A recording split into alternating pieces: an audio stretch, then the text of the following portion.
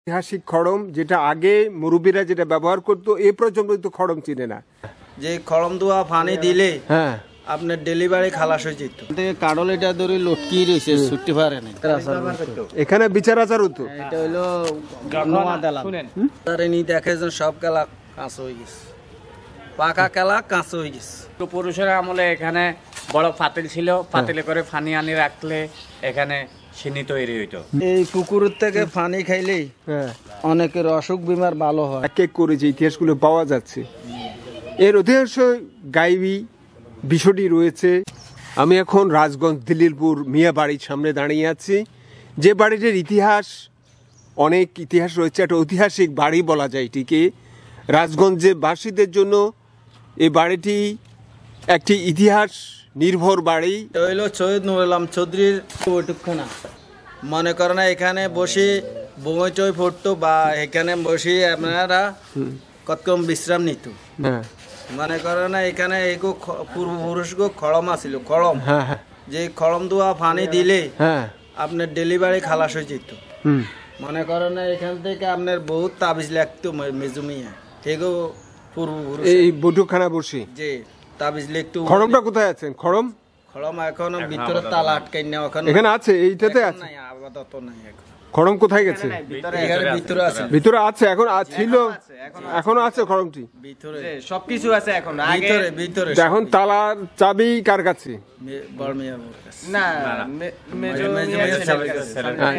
আচ্ছা ঠিক আছে, এখন এটা দেখার কোনো সুযোগ নেই। সেই খড়ম ঐতিহাসিক খড়ম যেটা আগে মুরব্বীরা যেটা ব্যবহার করতো এই প্রজন্ম তো খড়ম চিনে না। খড়ম যে ছিল আমি খড়ম দেখাতে পারছি না। আগের দিনে দাদা দাদি নানা নানি বা ওনাদের বাবারা খড়ম ব্যবহার করতো, পূর্বপুরুষের খড়ম ব্যবহার করতো, যেটি জুতার বিকল্প ছিল। তখন জুতার বিকল্প হিসেবে যেটা ব্যবহার করতো। এবং খড়ম আমি যতটুকু জানি আমার নানাও খড়ম ব্যবহার করেছে। খড়ম আমি দেখেছি, খড়মের একটা শব্দ হয়, খড়ম পায়ে দিয়ে খটখট একটা শব্দ হয়। এখন যদি খড়মটা এনে এই প্রজন্মে কাউকে দেখা যায় ছেলেটি, তাকে যদি বলা খড়মটা সেই হাঁটতে পারবে না, খড়ম দিয়ে সে হাঁটতে পারবে না। কারণ খড়ম দিয়ে হাঁটার জন্য একটা কৌশল প্রয়োজন হয়, সেই কৌশলটি সে জানবে না। তার কাছে এটা মনে হয় যে এটি কি জিনিস আমি পড়লাম। তো এই জন্য খড়মটা যদি দেখাতে পারতাম তাহলে এই আপনারা দেখতে পারতেন খড়মটি কি। সিন্নিঘর এই রসের সিন্নি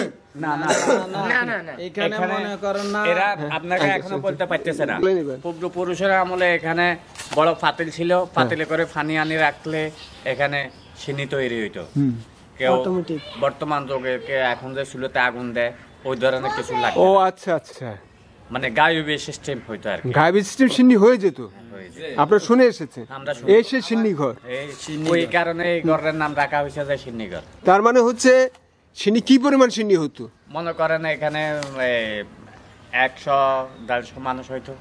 অর্থাৎ যত মানুষ হবে সেই অনুযায়ী হ্যাঁ প্রতিবারে এটা ইয়া করা হইতো। একবারে বেশি দুইবার নিতে পারে।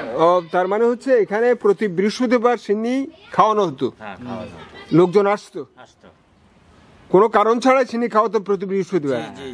তো লোকজন আসতো, সে সিন্নি স্বয়ংক্রিয়ভাবে সে সিন্নি তৈরি হয়ে যেত। সিন্নি খাইতো অনেকে লয়ে যাইতো বাড়িতে তবরক হিসাবে, তরফ নিয়ে যেত। তাহলে আপনি যে কথাটা বলতে যাচ্ছেন সে সিন্নির পাতিলটা কি অটোমেটিক আসতো যে হাঁড়িতে? পাতিল আছে, পাতিল এখনো আছে, স্টিলের পাতিলগুলো এখনো আছে, ভিতরে আছে। না এটা ভিতরে নাই, এখন সিন্নি রান্না বাড়ির ভিতরে, এটাকে দেখানোর কোনো সুযোগ নেই এখন। সিন্নি আমি আপনারে বলতেছি এখন সিন্নি রান্না হয় না। এখন প্রতি বছরের মানে শেষ বৃহস্পতিবার ফাল্গুন মাসে ওরস হয়। ওরসের পরিবর্তে 2-3 হাজার তবরক করি। এটা শুকনা জর্দা রাঁধি, লাল শুকনা জর্দা রাঁধি, চিনি দিই, কিশমিশ টিশমিশ দিই, ঘিটিউ দিই, গিরুর হয়ে বাজা হয়। তা আমরা তবরক দিই এক এক করে যে ইতিহাসগুলো পাওয়া যাচ্ছে এর অধিকাংশ গাইবি বিষয়টি রয়েছে, যেটা অটোমেটিকলি হয়ে যেত, স্বয়ংক্রিয়ভাবে হয়ে যেত। আপনারা যেটা শুনে এসছে কিন্তু আপনারা দেখেননি, এটা আমাদের বংশ পরস্পরা শুধু শুনে এসেছেন। কারণ এই ইতিহাসই হচ্ছে কি, যেহেতু এই বাড়ির ইতিহাস বহু বছরের ইতিহাস, তাহলে সেই ইতিহাস ধরে বলা আছে প্রত্যেকটা ইতিহাসের সাথে যুক্ত আছে গাইবি ইতিহাস। যিনি এসেছেন বাগদাদ থেকে, ওনার নাম আবার বলেন? হযরত শের আলম বাগদাদি। হযরত শের আলম বাগদাদি বাগদাদ থেকে এখানে এসে আবাসন গড়ে তুলেছেন এবং তার বংশধর ওনার বংশধররা এখন রয়েছে। এবং ওনার সময়কার যে সমস্ত ঘটনাগুলো ঘটেছে, এই যে আপনার গাইবি পুকুর বললেন, গাইবি পুকুর, তারপরে আপনি এই যে ঘটনাগুলো ঘটেছে সেগুলো আপনার শুনে এসেছে। এইটা গাইবি পুকুর, এই পুকুরের থেকে পানি খাইলেই অনেকের অসুখ বিমার ভালো হয়। জি, নিয়ত করে গা গোসল তো যে কোনো ছেলে সন্তান বা আসর টাসর করলে কোনো আমরা এখানে অনেক গোসল করে। চিটাং থেকেও আসে, ঢাকার থেকেও আসে, অনেক জায়গার থেকে আসে। এই পুকুরে পানি নিতে আসে না? পানি নিতে আসে, দূর দূরান্ত থেকে আসে, দূর দূরান্ত থেকে আসে। আর এই যে আমরা যেটা যাচ্ছি সামনে দেখা যাচ্ছে মসজিদ, এটা হলো শের আলম বাগদাদের মসজিদ। এটা কি উনি করে গেছেন? এটা উনি করে না, ওনার পরে করা হয়েছে। পরে করা হচ্ছে। তার মানে হচ্ছে আমরা একটা এই যে একটা সাইনবোর্ড দেখতে পাচ্ছি, সেখানে লেখা আছে দিলিলপুর মিয়াবাড়ি জামে মসজিদ ও ঈদগাহ ময়দান, দিলিলপুর, রাজগঞ্জ, বেগমগঞ্জ, নোয়াখালী, স্থাপিত 1745 সাল। মসজিদ মোট আসিল আর এগো পূর্বপুরুষ আমল ধরিয়া চলে, সেটাই বলছি। উনি সংস্কার করেছে, শহীদ নুর আলম সিদ্দিকী এটা সংস্কার করেছেন এই মসজিদে, কিন্তু এর আগে এটা করা হয়েছে। আপনি বলতে পারছেন না কে করেছে এটা? এর আগে আপনার মনে করেন চুনচুকরির আসিল, চুনচুকরির আসিল, চুনচুকরি ভাঙিয়া এখন নতুন করে। না, এটা কে করেছে আপনারা বলতে পারছেন?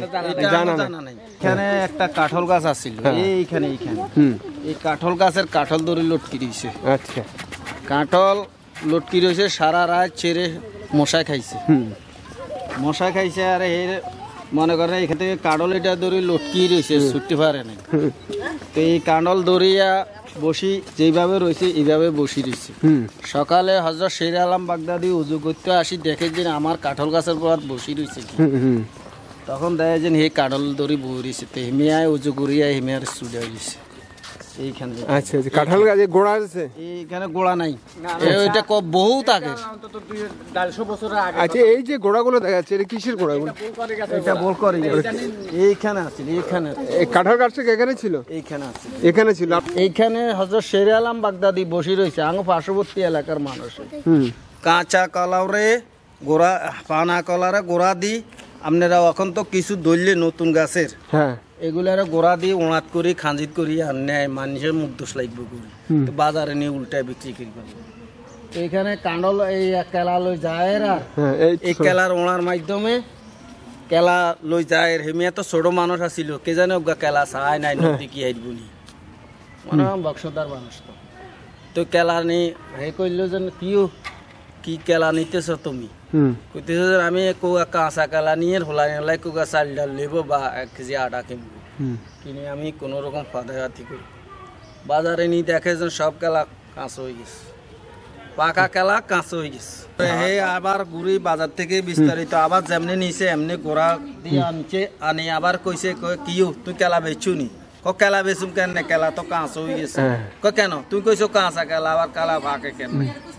এই কথা কইছে। আর হুজুর আয় আনল, মিশা কথা কইছি, এটা তো ফাঁকা কলা আছিল। তুই আবার ঘুরিয়ে বাইর, তো আবার ঘুরিয়ে আইসে। আর এত আবার জিজ্ঞাসে, 3বার জিজ্ঞাসে, 3বার জিজ্ঞাসে, আর ইয়ার মাছাটা নিছে, আর আপনার কেলা পাকা হয়ে গেছে।